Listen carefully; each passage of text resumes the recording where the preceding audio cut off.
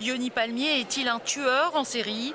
Pendant 3 semaines, la cour d'assises de l'Essonne a tenté d'en savoir plus sur cet homme mystérieux accusé de 4 assassinats. Un homme complexe de l'aveu même de ses avocats. Leur client est peut-être, je cite, responsable, mais pas coupable. C'est un dossier qui est parti sur un raté judiciaire avec Michel Courtois. On a interpellé Yoni Palmier, on n'est pas vraiment allé chercher beaucoup plus loin. Et on a peut-être raté d'autres choses.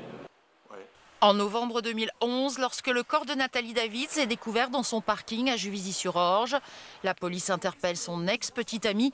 Michel Courtois a un mobile, il est incarcéré. Sauf que 3 mois plus tard, un second crime est commis au même endroit, puis un 3e. La série noire se termine à Grigny. 4 meurtres, aucun lien entre les victimes, mais un mode opératoire unique, une moto et un calibre 7,65. La moto conduit les enquêteurs à Yoni Palmier. L'arme du crime est retrouvée chez lui.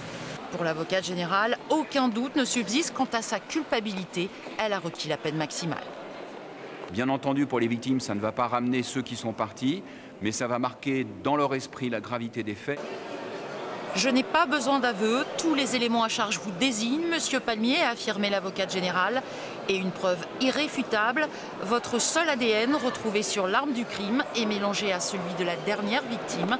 À la réclusion criminelle à perpétuité, elle a demandé la mesure de rétention de sûreté. Quand même de 4 assassinats faits de sang-froid, avec une personnalité qui présente une dangerosité sur laquelle l'ensemble des experts en fait s'accordent. Donc oui, je pense que ce dispositif a été initialement créé pour ce type de personnage et de profil. Il faut arrêter de penser que 22 ans de sûreté, ça veut dire que quelqu'un sort à 22 ans. Ça veut dire que c'est quelqu'un qui doit démontrer des choses, qui doit faire des preuves, qui doit expliquer qu'il a évolué. Et cette mesure supplémentaire qui est demandée, à mon sens, n'en a pas. Le procès n'aura pas permis d'en savoir plus sur la personnalité insaisissable de Yoni Palmier. Comme à l'accoutumée, ses derniers mots avant le délibéré ont été « Je n'ai rien à dire ».